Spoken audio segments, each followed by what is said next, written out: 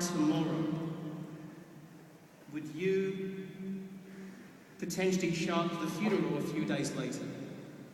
I want to make enough impact on you that I would touch your life that much in this next 90 minutes.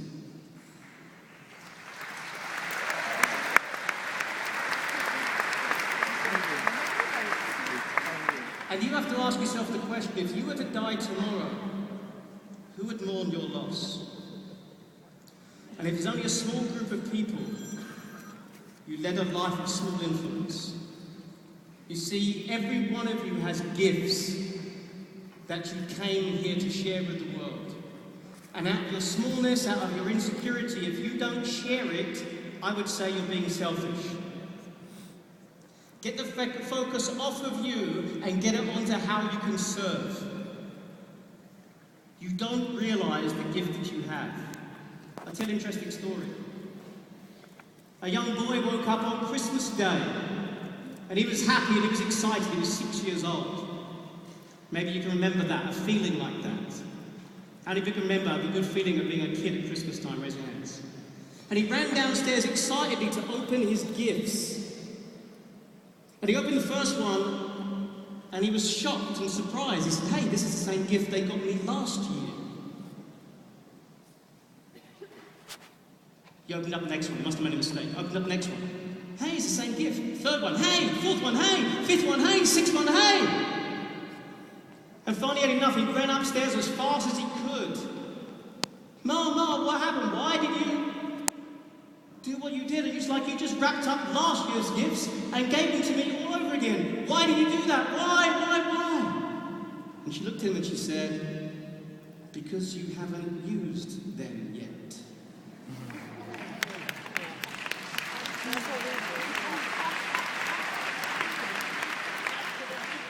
Use your gifts this year and you'll get more next year.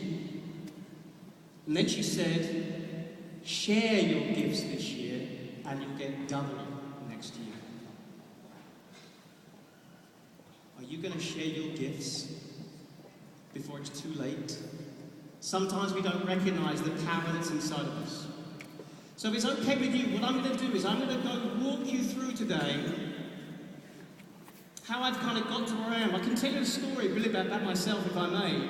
If you were with me around about 10 years ago, you'd have been sitting in court number 4 at the Old Bailey. And you've been looking down the old wooden panels and the judges and the wigs and the official people. You see, you'd be looking down on my wife at the time, who was giving evidence because she'd been abused as a youngster growing up. And it was a very difficult thing for her to do. But finally she said, enough is enough, I can't live this lie anymore. It was very difficult, and I remember just wanting to reach out to her and connect to her. I couldn't, I was just stuck up there in that viewing gallery. And won the case, but unfortunately she broke down emotionally, and I'll tell you why.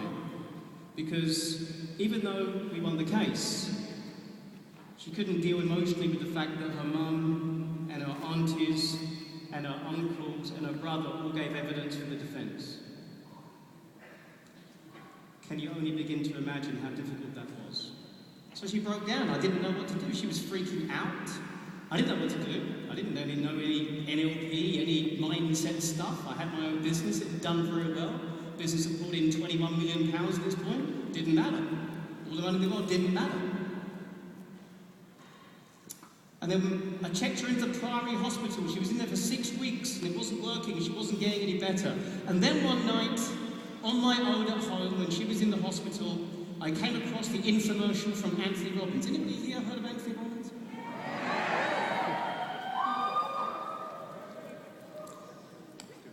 And he was the cure of all things. It said something like that, I think, in the promotional material. So I paid for us to go to Mastery University, several tens of thousands of dollars in investment. If you were with us, you'd have flown over to the Orange County Convention Center just a few weeks later. And you'd be sitting in the front rows right here. VIP seating. And we're sitting right in this front row here, And Tony likes to ask, he demonstrates the power of his techniques. He likes to ask someone who's depressed. Now, my wife qualifies for this because the doctor told her that. And so, with a bit of help from me, she puts her hand up. And 5,000 people in the room plus, he picks her to work with one-to-one. And he's going through an intervention. Now, he likes to do, he gets the pattern running, and she's getting very depressed. She's rocking backwards and forwards. He's showing her she's in charge of her state. I didn't know that. I'm freaking out, thinking what's going to happen. And he likes to break a pattern, yes? So right in the middle of it, what does he say? Have you ever had an explosive orgasm? So I didn't mean to look at you directly as I said that. No, we'll get another time. And she kind of goes from depressed and crying to her. And notice her isn't depressed. He was changing her state and showing her. So can you tell me about the explosive orgasm? She said, I can't tell you about that. Now, Tony's really good at getting the audience to join in. He says, hey, ladies and gentlemen, can't you tell us about that? And 5,000 people go, yes! So, with a bit of encouragement from 5,000 people, she gets into this Meg Ryan thing. You know what I mean, yes? Harry Met Sally?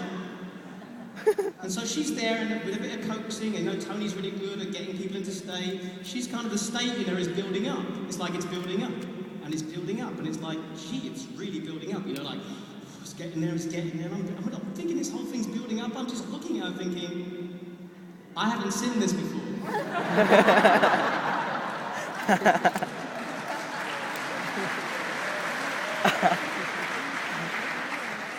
But then, as her life began to change in that one conversation, a voice went off in my head that said, what a shame that we had to come all the way here to get this. Why isn't this a solution that's more readily available for other people? Then a voice went off and said, maybe that's meant to be you. Yeah.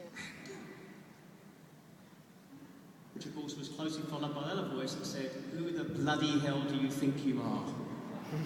Who's got a voice like that pulls you down when you have big dreams and ambitions? Raise your hand, please.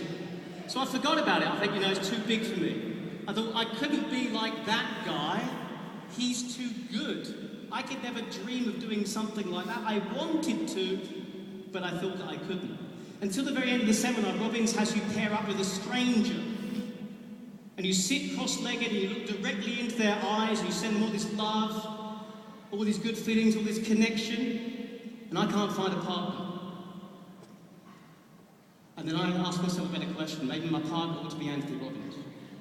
Now, the stage is very high. There's security guards all around. You've seen that, right? For one moment, some guards were distracted, and I'm standing here, and I motioned to Mr. Robbins, would he be my partner? And to my complete surprise, he agreed. I guess he remembered I was the partner of the person that he'd helped on the very first day. And in that one moment, as I stared into his eyes for 3 minutes of intimacy with Anthony Robbins, as tears were streaming out of my eyes for the gratitude that I had for him, for all the skill that he had, the vision that he had, the knowledge that he had, and the commitment of all those years. And tears were streaming out of his eyes now as he connected to that truth with me, and we shared a moment. In that moment, my life changed. Because I said, you know what? I don't know how I'm going to do this, but I'm going to find a way to do it. And there isn't too many poor people in this auditorium.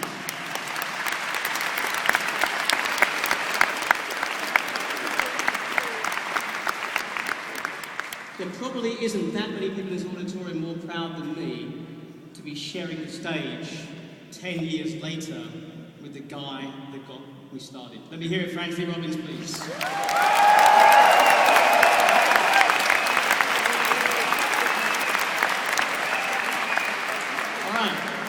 So if it's okay with you, let's get in some really good teaching. Let's teach you some fantastic stuff.